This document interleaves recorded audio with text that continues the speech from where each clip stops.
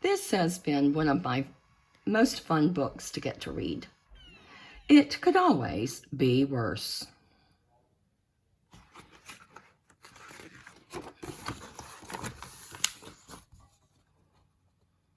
It could always be worse. A Yiddish folk tale retold and with pictures. To my friend Gina with love.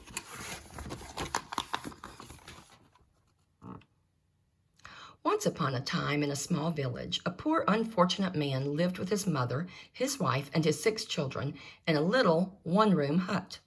Because they were so crowded, the man and his wife often argued. The children were noisy and they fought. In winter, when the nights were long and the days were cold, life was especially hard. The hut was full of crying and quarreling. One day, when the poor unfortunate man couldn't stand it anymore, he ran to the rabbi for advice. The rabbi is supposed to be the smart man to give them advice. "Holy Rabbi," he cried, "things are in a bad way with me and getting worse. We are so poor that my mother, my wife, my 6 children, and I all live together in one small hut. We are too crowded and there's so much noise. Help me, Rabbi. I'll do whatever you say." The rabbi thought and pulled on his beard. At last he said, "Tell me, my poor man, do you have any animals, perhaps a chicken or 2? "Yes," said the man, "I do have a few chickens, also a rooster and a goose." "Ah, fine," said the rabbi. "Now go home and take the chickens, the rooster, and the goose into your hut to live with you."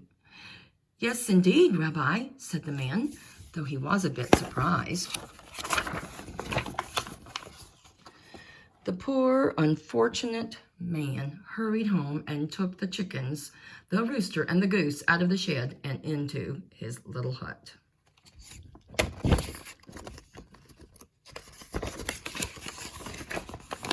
When some days or a week had gone by, life in the hut was worse than before. Now with the quarreling and crying, there was honking, crowing, and clucking. There were feathers in the soup. The hut stayed just as small, and the children grew bigger. When the poor, unfortunate man couldn't stand it any longer, he again ran to the rabbi for help. "Holy Rabbi," he cried, "see what a misfortune has befallen me. Now with the crying and quarreling, with the honking, clucking, and crowing, there are feathers in the soup. Rabbi, it couldn't be worse. Help me, please." The rabbi listened and thought. At last he said, "Tell me, do you happen to have a goat?" "Oh, yes, I do have an old goat, but he's not worth much."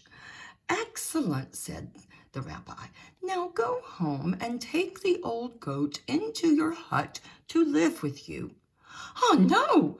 Do you really mean it, Rabbi?" cried the man. Come now, my good man, and do as I say at once," said the rabbi.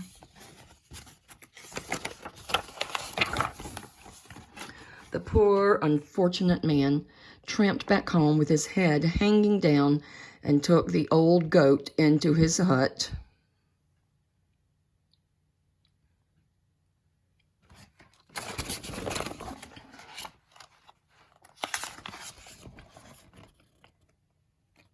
When some days or a week had gone by, life in the little hut was much worse.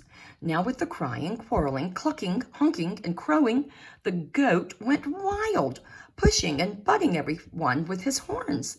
The hut seemed smaller. The children grew bigger. When the unfortunate man couldn't stand it another minute, he again ran to the rabbi. "Holy Rabbi," he screamed, "now the goat is running wild. My life is a nightmare." The rabbi listened and thought.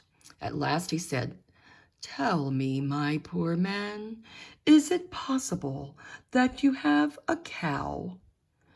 Young or old, doesn't matter." "Yes, Rabbi, it's true I have a cow," said the poor man fearfully. "Go home then," said the rabbi, "and take the cow into your hut." "Oh, no, surely not, Rabbi," cried the man. "Do it at once," said the rabbi.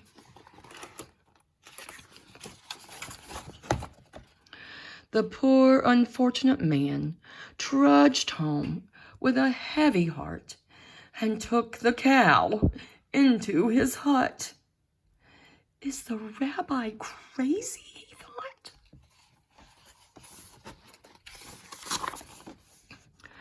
When some days or a week had gone by, life in the hut was very much worse than before.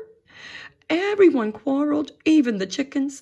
The goat ran wild. The cow trampled everything. The poor man could hardly believe his misfortune. At last, when he could stand it no longer, he ran to the rabbi for help.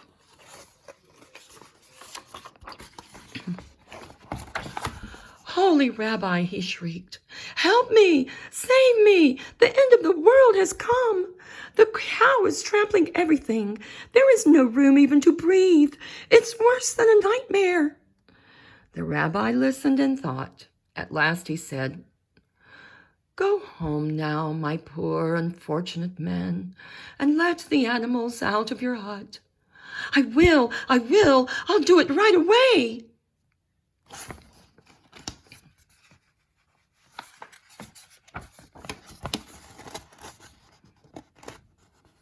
Sorry about the pages. The poor unfortunate man hurried home and let the cow, the goat, the chickens, the goose, and the rooster out of his little hut. Phew.